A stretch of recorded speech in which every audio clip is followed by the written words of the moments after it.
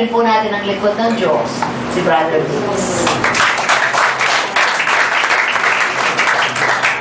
Praise the Lord. Magandang gabi po. Kunin po natin yung ating mga Bibles sa Luke chapter 2. Lucas.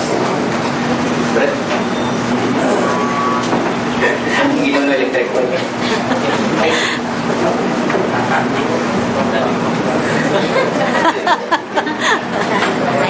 Ang laki kasi ng pulpit to. Pag nandun ako sa likod, di ako nakikita eh.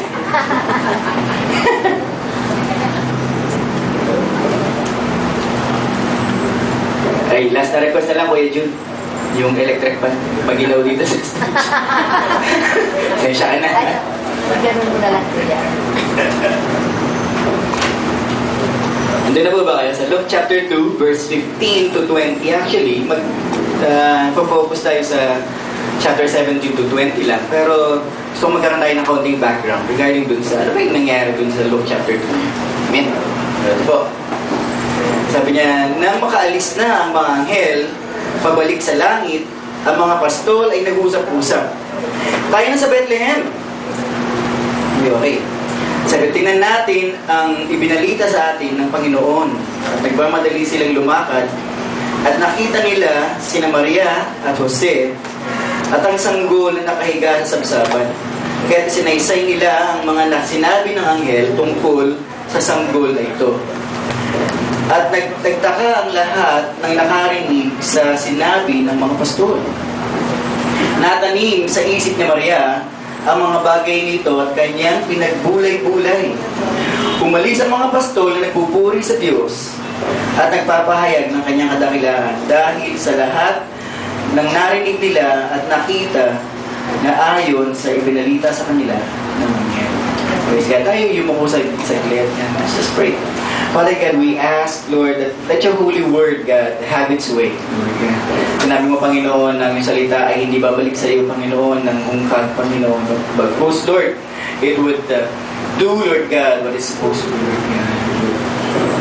Lord God, plant, Lord God, something in us, Lord Jesus. And we ask, Lord, na today, Lord, as we receive your word, Lord God, we will ponder on your word, Lord God, we will meditate, Lord God, and see, Lord God, what your will is in our lives, Lord, for this year, for next year. Father, we thank you, we bless you in Jesus' name. Amen. Whew, praise the Lord. Pakisabi nga doon sa katabi mo na something good is going to happen. Something good is going to happen. Naniwala ba? Hindi, ulitin natin ha. Kailangan tapikin mo, sabihin natin, something good is going to happen. Yung mga suplado sa likuran, sabihin nyo na naman. Something good is going to happen. Praise God. Wala daw suplado. Amen. So, praise God. Alam niyo, pag December, sino rito yung medyo nape-pressure pag December? Ay, mga nanay lang, nape-pressure pag December. Yung mga tatay, hindi ka nape-pressure din daw yung mga tatay. Yung mga ninong, yan, nape-pressure yan kapag December. Minsan, naisip natin, kagaya kami, nung parating na yung December, nag-isip na agad kami, naku, Panginoon, gastos. Inisip na agad namin, ano kaya mangyayari doon sa 13th month ko, ano kaya mangyayari doon sa sweldo, ano kaya... Akasya ba? Magkano ang tax? Oh, Lord! Uwis. Diba? Pag tinignan-tignan mo yun, nakaka-pressure. Diba? Magtatights ka pa. Mag-offering ka pa. Diba? Parang pressure daw. Lord? Iisipin mo ngayon, hindi na kaya akong bibigay ng tithes. Ay. Diba? Yeah. The pressure itself on December becomes so much na iniisip na natin na huwag na sundin si Lord. Ano nyo ba? Diba? Nagano ka na dun eh. Parang tithes ba ako? Mag-offering ba ako? Pag nag-tithes ako, wala na kami pera, wala na kami panghanda. Ang tawag ko ng mga kapatid ay commercialization ng Christmas. Ayun. Commercialization. Masyado na tayong nadadala dun sa panahon na ginagawa ng media. Diba? Pag yung Coca-Cola, kapag halimbawang dumaan na yung Truck. Truck, di ba? Parang, ay, ang saya-saya, meron ng Coke. Okay, pag meron na tayo ng Christmas tree, naglagay ng Christmas lights, nape-pressure ka na. Mamaya, libre mo. Di ba? Tapos ito maganda rito mga kapatid. Si Pastora, tuwang-tuwa siya dun sa Christmas songs. Pag Christmas, gusto niya talagang lahat Christmas song, buong December Christmas song. Pero, yung praise and worship, pero parang nahihirapan sila na kumanta ng Christmas song. Bakit kaya ganun? Bakit yung mga kabataan, hirap na hirap kumanta ng Christmas song? Unlike ng mga matatanda, na tuwang-tuwang kumanta ng Christmas song. Sama ako doon. Kasi, may nangangaroling sa amin, hindi na sa may bahay, sa kapitbahay na daw. Diba, iba na yung lyrics, naiiba na. Bakit naiiba? Kasi wala nang salin. Hindi na naisasalin yung tamang kanta, yung tamang beat, hindi na isasalin yung mga kanta na yun.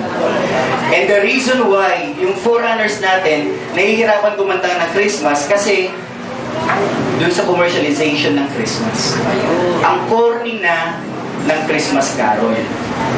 Ang corny, hindi nila ma-appreciate yung kumanta ng ang Pasko ay sumapit. Yak!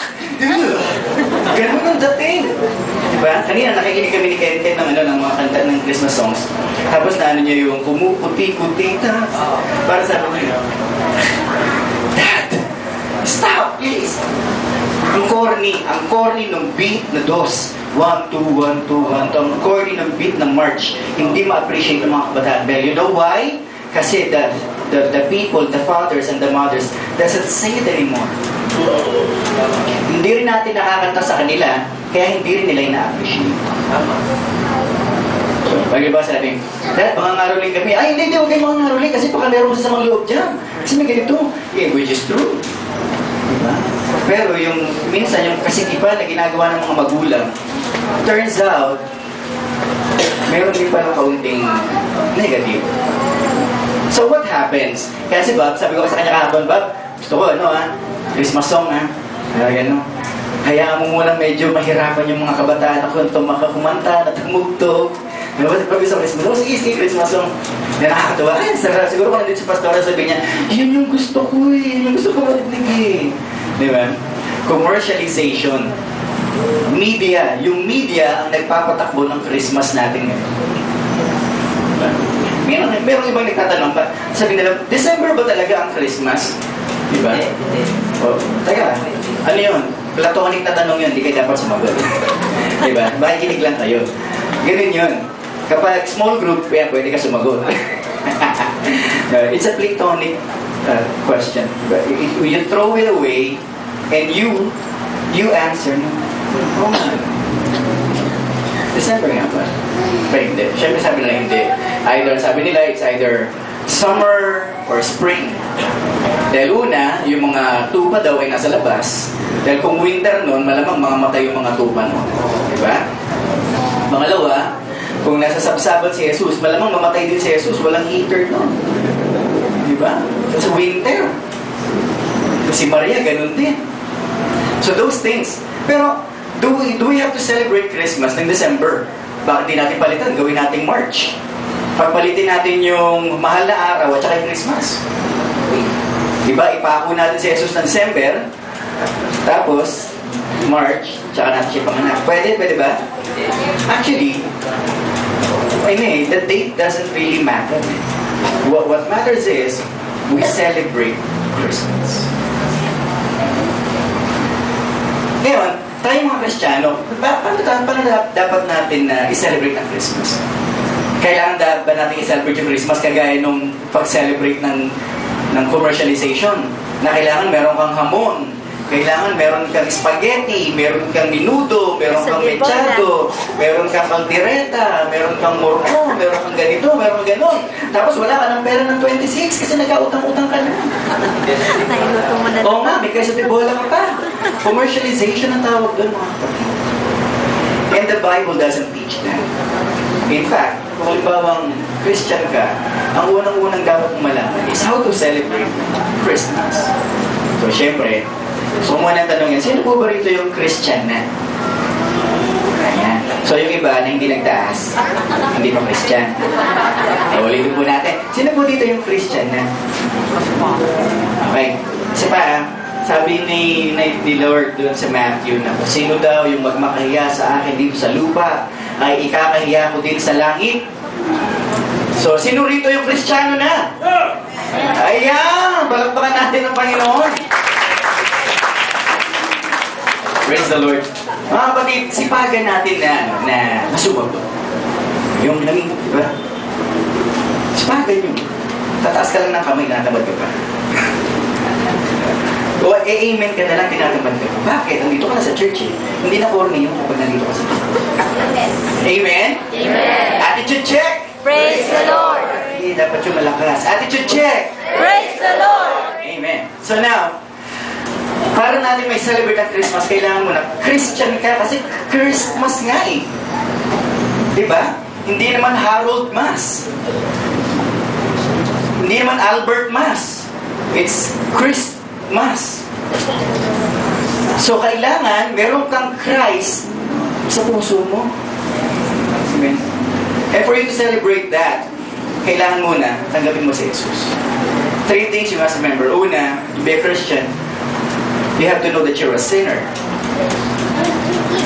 You have to know that you want a Savior. You need a Savior. Kailangan din, i-accept mo siya as Lord. Amen? Okay. Doon sa binasa natin sa Luke chapter 2, 17 to 20, unang-una natin dapat malaman, in-outline doon kung paano dapat i-celebrate ng Christian ang Christmas. So, number 1, kailangan daw natin i-proclaim. Ano ba nangyari? So, nakita nung mga pastol, yung mga anghel. Sabi ng mga anghel, diba yung glow, diba? Go! Tapos sinabi sa kanila na, makita nyo yung bata sa sabsaban doon sa Bethlehem. Nagtanong pa sila, diba? Binasa natin sa 15. Nagtanungan sila, barkada sila eh.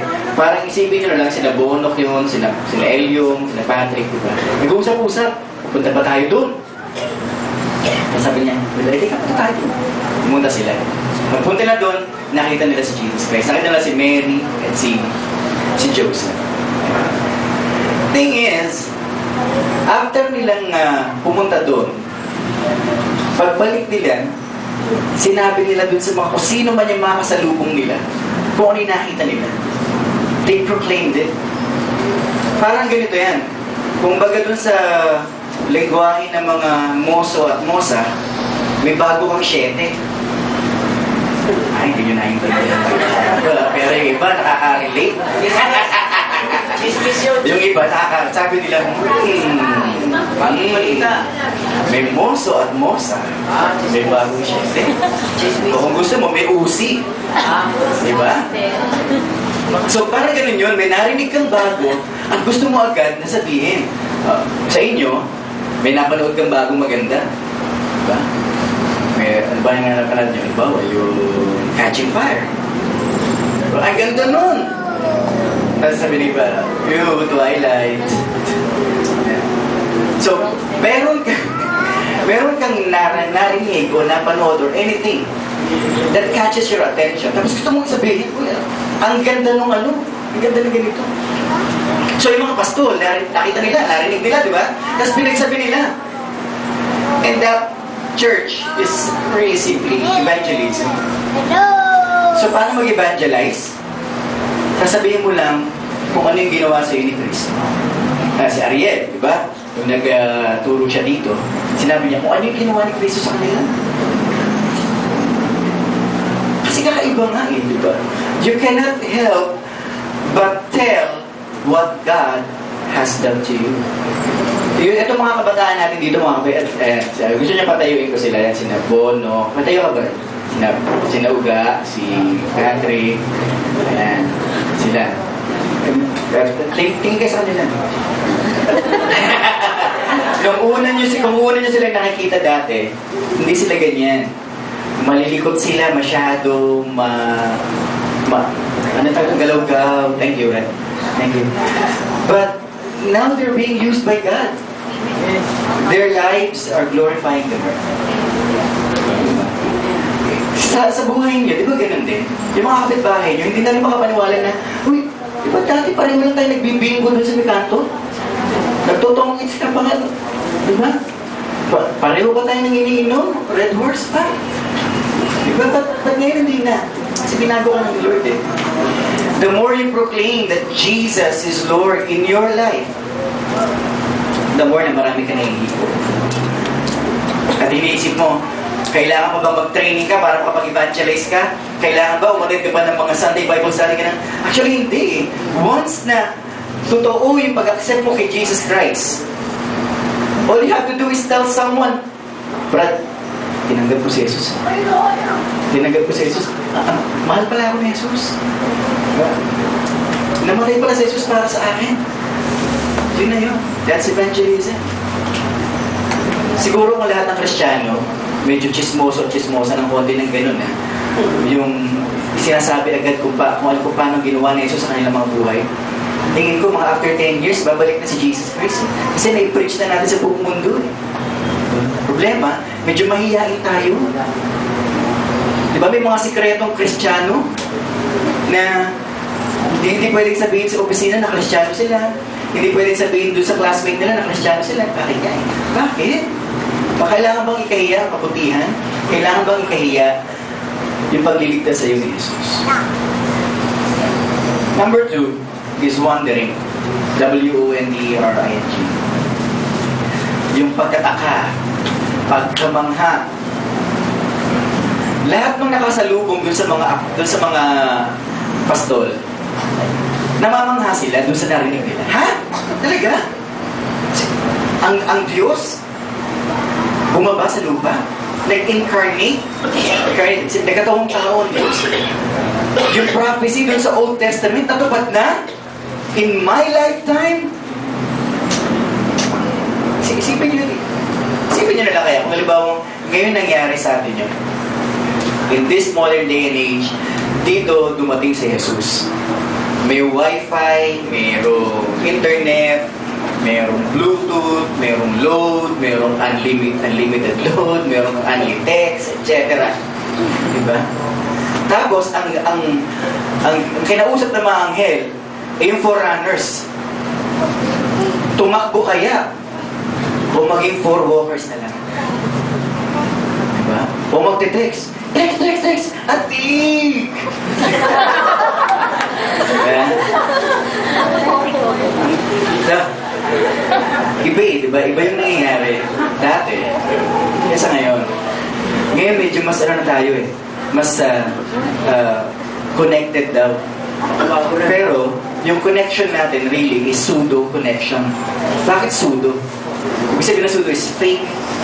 We think that we're connected but we were not. Akala natin na porke online tayo, connected tayo. Akala natin porke 5,000 ang friends natin sa Facebook, lahat yun ay friends na natin. But the truth is, 10 lang yung kilala mo dun. At 10 lang yung nakakausap mo talaga physically. Diba? Ang dami mong ka-text, ang dami mong may GM ka na sandamukan, unlimited, alas 3 na ng madaling araw, nagte-text ka pa. Diba? Online ka pa ng alas 4, hindi ka naman night shift. Bakit? Kasi akala natin is connected tayo, but what's happening really is you're caging yourself doon sa cyber world. Tapos nawawalan ka na ng connection doon sa real world. So are you really evangelizing? No. You're not really proclaiming and you're not really wondering what God has really done for your life. Ano ba yung ginawa sa atin ng Panginoon? Na minsan may ganito eh. Yung wonder, dalawa yan eh. Minsan napafascinate ka lang. Ay, ang ganda naman yung camera na yan. Ang ganda naman yung phone na yan. Yun. Fascination yun. Ano yung holy wonder? Yung holy wonder. Yung kapag nagbabasa ka ng Biblia. Sino rin po dito ang nagbabasa ng Biblia? Yan, teka. Mayroong mga 5. Nagbabasa ka ng Bible. Tapos meron ka nabasa, for God so loved the world that He gave His only begotten. Wala ko ni Lord. That's holy wonder. Meron ako meron akong tatay dito na kakilala. Nagkaroon siya ng ganun. Holy wonder. Sabi niya, ay, bakit yung ngayon ko lang narinig yan. Bakit ngayon mo lang ako sinabihan ng ganyan? Tagal-tagal na natin magkasama, ngayon mo lang ako sinabihan ng ganyan. Pero kasi nga, hindi ka pa nag-wonder eh. Hindi pa nakukuhaw yung attention mo eh, ni Jesus eh. Diba? Bakit kung kailan 50 anyos na ako, tsaka naman ako nag-wonder ng ganyan? Sana nung mga edad ako ni Patrick na 14, 17, di ba? Sana doon na lang, parang naglingkod ako ng gusto sa Lord. Eh, hindi. Kasi nung mga time na yun, ayaw mo makinig. Pero ngayon, nakinig ka na. And God called you for a perfect time. Kasi kung tinawag ka siguro ni Lord noon, baka meron ka pang ginawang hindi maganda kesa ngayon. God's calling is perfect. You have to wonder why God called you today. This day and age na ganito yung pananaw mo sa buhay. Kung kailan wala ka ng pera, tsaka ka tinawag ni Lord. Kung kailan may sakit ka na, tsaka ka tinawag ni Lord. Kung kailan wala na yung mister mo, tsaka ka tinawag ni Lord. Kung kailan ganito, kung kailan bumagsak ka sa exam, tsaka ka tinawag ni Lord. Diba? Kung kailan ang baba ng grade mo, tsaka ka tinawag ni Lord. Ang dami eh. Mga kapatid, gusto kong maintindihan niyo po na yung tawag ni Lord sa inyo, sa tingin mo, hindi perfecto. Kasi gusto lagi natin perfect timing. Pag na-inlove ako, gusto ko perfect na perfect. Yung pag pumasok siya dyan, kailangan ang haba-haba ng hair niya. Tapos pag gumaganon, lumitigwas, diba? Okay, mga lalaki na mga babae na sabi niya. Gusto ko pag nakita ko sa kanya yung, wow! Yun alam mo, may wow factor. Pag nakita mo, ang lakas ng dating. But God's calling isn't like that. Kung minsan tinatawag ka ni Lord, katatapos mo lang na uminom. Minsan tinatawag ka ni Lord na medyo may hangover ka pa. Minsan tinatawag ka ni Lord, kaaaway nyo lang mag-asawa. Minsan tinatawag ka ni Lord, yung katatanggal mo lang sa trabaho. It's different for every one of us eh. Sa tingin natin, it's not perfect. But you have to wonder, why? Pag hindi mo pinag-isipan kung bakit, hindi mo rin malalaman kung ano yung dahilan. The next thing we have to remember is to ponder yung ginawa ni Mary.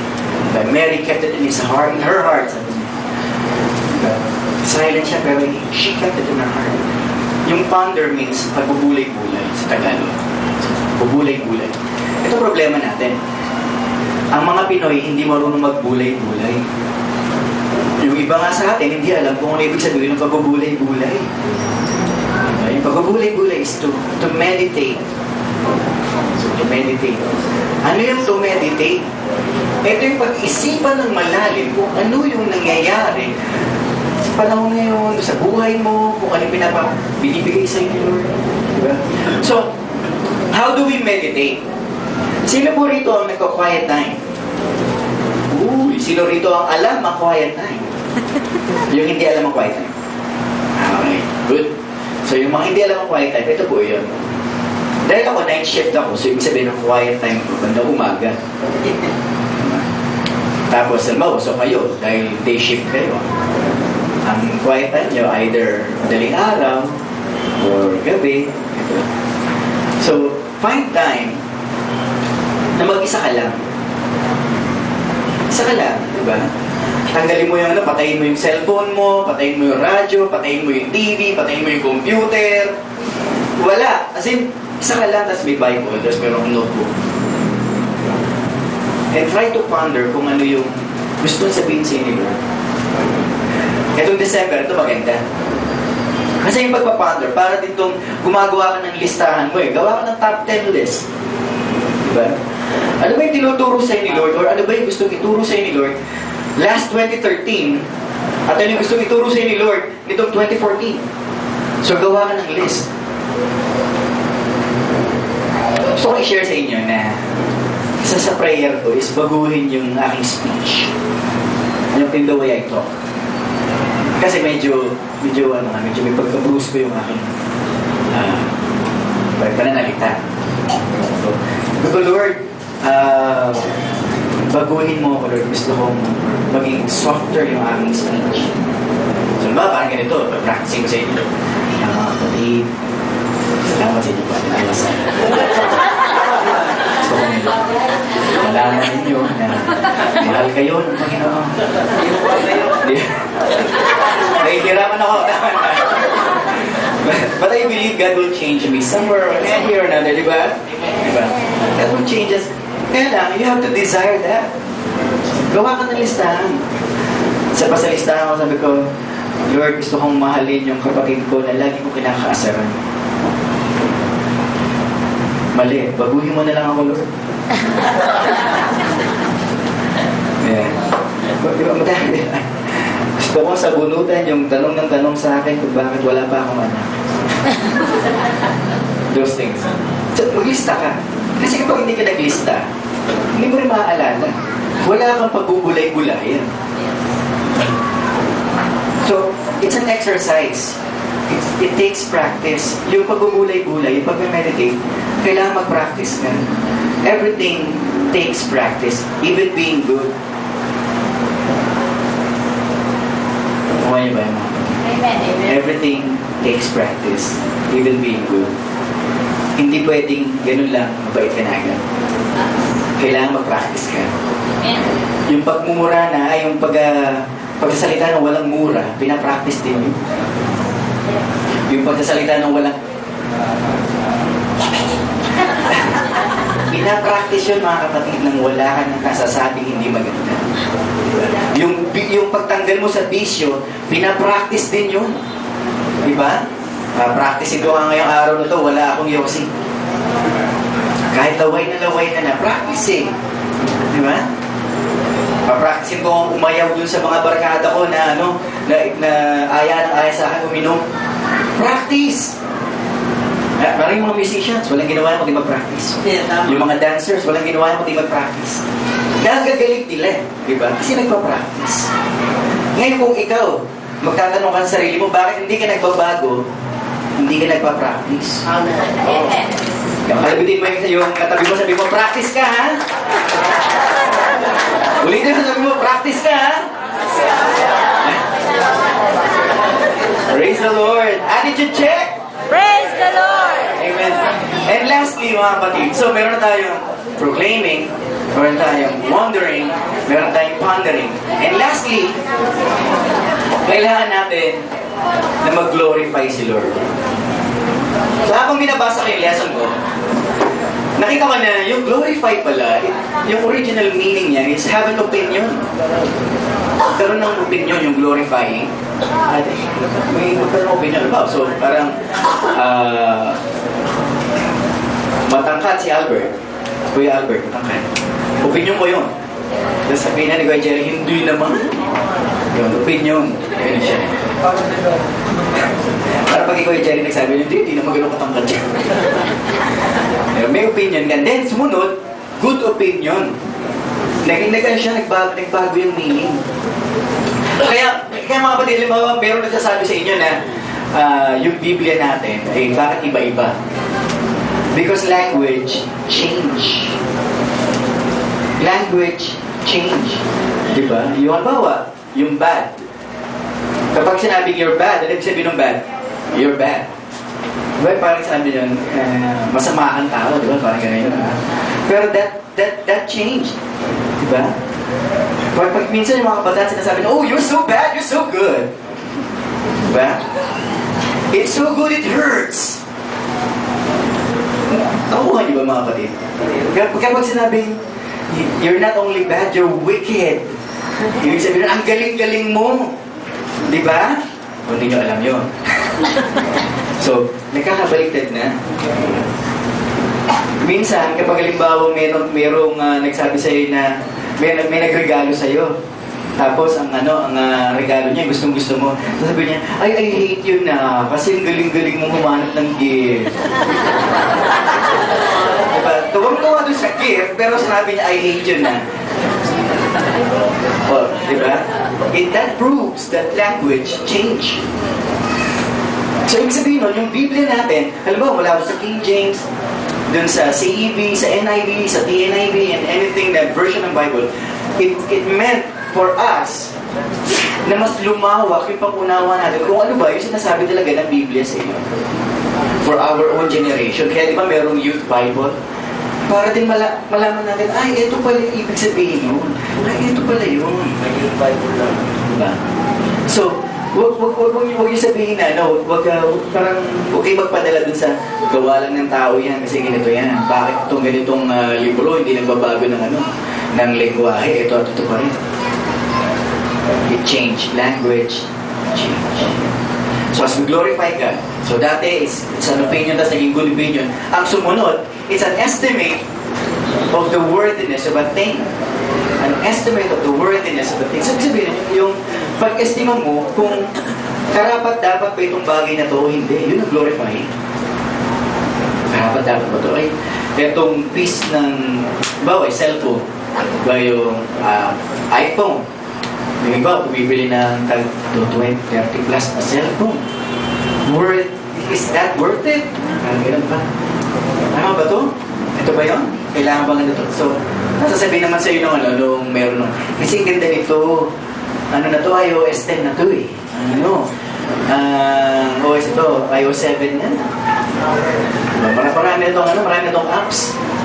Tsaka hindi mo na kayang jailbreak to. So, worthiness of a thing. So, yung mga pastol, what happened? Doon sa verse 20, sabi niya, and they returned, glorifying God. Return to where? Bumalik sila doon sa kung saan sila pinuntahan ng mga anghel. Bumalik sila doon sa pastulan. Ang Pasko, mga kapatid, itong Christmas season, gaya din ng iba, will come to pass. Lilipas din, babalik tayo doon sa mga trabaho natin. Tapos January, papasok na uli yung mga estudyante. Tapos, pag-uwi nyo sa bahay, maglalaba na naman kayo, mga malansya. Tapos, gigisingin nyo naman yung mga anak nyo na tanghali na gumising. Alas 12 na, nasa kama pa. Diba? Babalik tayo doon sa hustle and bustle uli ng real world. So, ito bang Pasko na to, gusto natin na maging another December? O gusto natin magkaroon ng meaning, ng worthiness? Gusto natin mag-glorify si Lord this time? O, okay lang, ulitin na lang natin uli next year. Ang December ba, gusto niyo parang maging, parang maging ordinaryong New Year's resolution lang na hindi rin naman natutupad? Yeah. Next year, magpapapayat ako. Ang target ko ganito. Tapos pagdating ng January, kain ka naman ng kain. Uy, mag-Vikings tayo. Uy, sige, ang sarap to. Diba? Punta tayo sa ganito. Kain. Walang nangyayari. For us to have something good to happen in our lives in December na to. Pagbalik natin doon sa ating mga trabaho, pagbalik natin doon sa ating mga bahay, pagdating doon sa bahay nyo, na puro murahan, na puro alita, na may galit-galit, pagbalik nyo doon. Pagbalik nyo doon sa trabaho nyo, na walang kabuhay-buhay na trabaho. Pagbalik nyo doon sa inyong mga eskwelahan na lagi kang may kaaway. Pagbalik mo doon sa iyong barkada na walang ginawa kundi ayahin ka sa t-shirt. Pagbalik mo doon sa iyong mga kaibigan. Kasi doon ang tayo babalik di ba? Kasi ito, ilang oras lang tayo dito Babalik tayo doon sa realidad. Kaya nga tayo nag-attitude check kasi tinitignan natin Kristiyano pa ba tayo pag mag-isa tayo? Kapag ba ikaw na lang mag-isa at may internet, ano ba ang binabrowse mo? Internet. Pag ba ikaw na lang mag-isa, wala ka namang ginawa kundi mag-Dota. Dota to na kasi ngayon, ba? Marami, di ba? Kung minsan, iniisip natin, yung pag-attend ng church, liturgy na lang. Ritual na lang. Ritual na lang yung umattend dito at pagtaas ng kamay. Ritual na lang yung tumugtog at kumanta. Ritual na lang yung pag nagsabing, lumapit kayo dito, tapos talapit ka. Ritual. Diba? Asa na yung glorifying the Lord? Asa na yung worthiness ni God? Kapag hindi mo pinag-isipan, if you do not proclaim, if you do not wonder, if you do not ponder, you will not glorify God. Pag hindi mo pinag-isipan, walang mangyayari. if you did not ponder, and it did not bring you to wonder, and you did not practice, nothing will change. Diba? Kapag hindi ka nag-review, babagsak ka sa exam, huwag ka na mag-pray. Totoo yun. Diba? Kapag halimbawa hindi ka naghanap ng trabaho, pero nagpe-pray ka ng trabaho, huwag ka na lang hindi mag-pray kasi hindi ka makakahanap ng trabaho kung nasa bahay ka lang. At tanghali ka kung gumising. Dahil ang interview, maaga. Diba? Pag-isipan natin mga kapatid, this December, we really have to ponder, ano ba yung ginagawa ni Lord noong last 2013 na tinuturo sa atin sa buhay natin? At ano yung gustong gawin ni Lord sa 2014 to propel us into a higher level? Diba? Ay, ayoko pong magyaba kasi hindi, wala pa eh. Diba? Pero, yung isang vision ko sa Lord, gusto ko promote na uli. Gusto ko promote, tinitignan ko si Kuya Elmer. Kasi siya, meron siyang yung consistent na mag-set ng goal, tapos goal, sina Kuya Jerry, diba, sa Ate Ole. Pero iba, pag nasila, sabi na, dumaan ako dito. Do you believe that God is the Alpha and the Omega? The beginning and the end? The A and the Z? He is also the God of the B and the Y. The God of the in-between. So iniisip mo lang na si Lord yung umpisa at katapusan, hindi. Siya rin yung nandun sa gitna. So kung halimbawa iniisip mo na nahihirapan ka, God is with you. You have to glorify God. You have to tell somebody na, hey, brother, ito ginawa ni Lord sa akin ngayon. At gusto kong i-practice to. Gusto kong mag-practice tayo ngayong araw na to. Nang walang ganito ginagawa. Kung practice natin, mag-evangelize tayo, sabihin natin kung ano yung ginawa ng Panginoon sa atin. Maraming gustong gawin ng Lord sa atin, mga kapatid. Diba? And this Christmas, medyo kalimutan muna natin yung commercialization. Tagilin na muna natin yun. Sabi nga ni Kuya Jerry Capone, diba? Huwag mo nang intindihin yung hihahanda mo sa Pasko. Dahil pwede ka naman makikain. Hindi ba? Amen? Pwede. Punta kayo sa inyo. Sa akin. Punta kayo sa kanila. Pwede naman. Huwag nyo nang isipin yun. Kasi nga, pag iniisip nyo, hindi si Jesus ang iniisip nyo eh. So this time, let's think about Christ. Amen? Amen. Kalimutin niyo po yung katabi niyo, sabihin niyo, let's think about Christ. Practice. Sabihin mo, practice. Amen. May natutunan po ba tayo ngayon? Amen. We have to proclaim God. We have to wonder how good it is na binigay sa atin ni Lord si Jesus Christ. And we have to ponder, ano ba yung gustong gawin ni Lord sa buhay natin? Diba? Kailan ba ako magkaka-boyfriend? Hindi ako. May asawa na ako. Kailan ba ako magkaka-girlfriend? Diba? And we have to glorify God. We have to tell the world that God is worthy. Lastly, gusto ko lang ikwento sa inyo. Nung una akong turo, yung first time, natayo ako, pinost ng misis ko sa Facebook. Hiyang-hiya ako. Tapos nakita pala ng mga office mate ko. Nung break na namin, one time, yung isa, kinausap ako. Sabi ko, mates, nagpipreach ka. Sabi ko, practice lang. Sabi niya, di ba, kayo siyan pa kita ng mga nakaraan. Sabi niya, oo nga eh. Sabi ko, oo, tama yun. Uy, ano nangyari? Sabi ko, alam mo ba kung ano yung tinuro ko doon? Sabi niya, sige, ano tinuro mo? Tungkol sa kahinaan. Tungkol sa kahinaan ng tao. Tungkol sa paano nagiging malakas si Lord sa kahinaan. So, nag-share na ako. Alam niyo ginawa?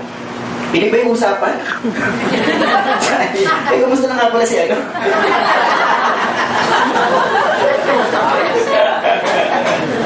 Kasi di ba, they really change it kapag nakikita nila na gano'n lang, iba ka na eh. Di ba? Practice what you preach. Yes. Oo, dapat.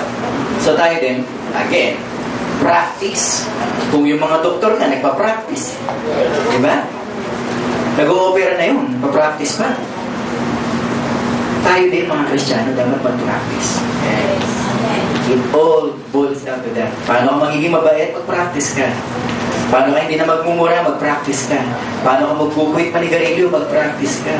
Paano ka hindi naiinom ng alak? Ganun din, practice din yun. Paano ka papayat? Mag-practice kang magpumayat. O kaya dahan-dahan mo. Amen. Tayo po ito mga lahat. Let's just pray. Palakpakan natin ang Panginoon.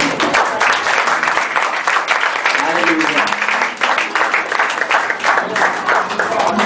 Could you grab the hand of the person next to you? Let's just hold hands together. Kasi we're all in this together eh. Dahil Kristiyano tayo, dahil iisa tayong katawan. Diba? Hawakan niyo naman yung katabi niyo. Pag wala kang kahawak, kumakahanap ka ng kahawak. Diba? Pisilin niyo naman ng konti yung huwag masakit ha. Konti lang. Sabihin niyo sa kanya na, hey, I'm here with you.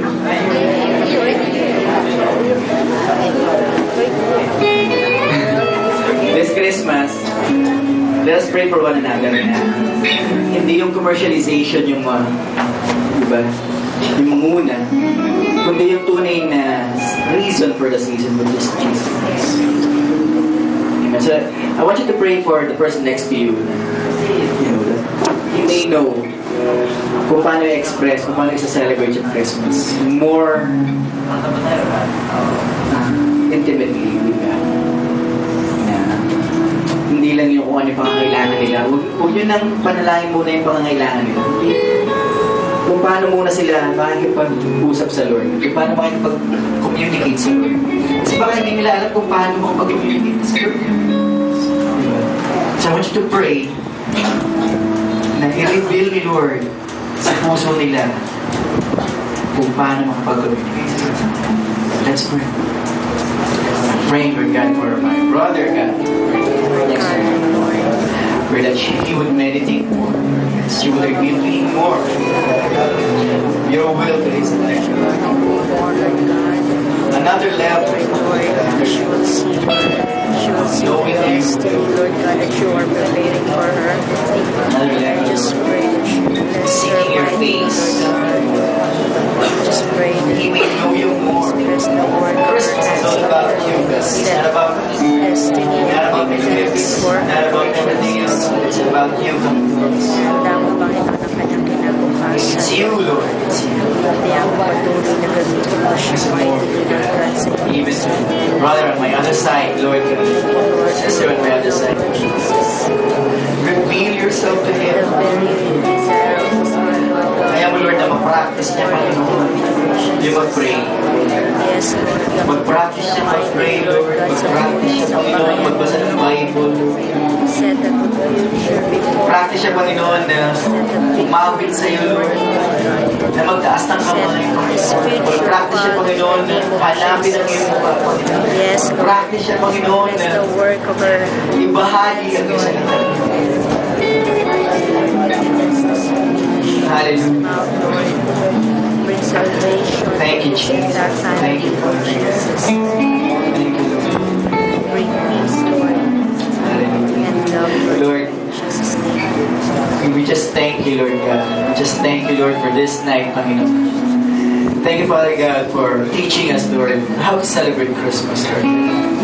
We should proclaim you, Lord God, coming to us, Lord. Emmanuel, God, is with us. And Lord, we pray, God, mapamuhay namin, Panginoon, kung ano ang aming mga nagagawa.